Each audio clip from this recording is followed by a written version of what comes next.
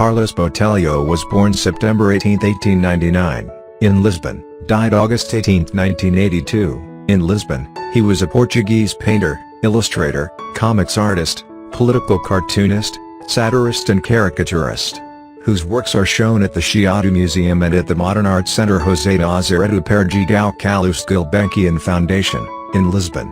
Botelho was one of the most relevant Portuguese artists of his generation. For Botelho, the 30s are a thrilling decade full of extremely dense production, and his painting is formally characterized by a strong connection to expressionism.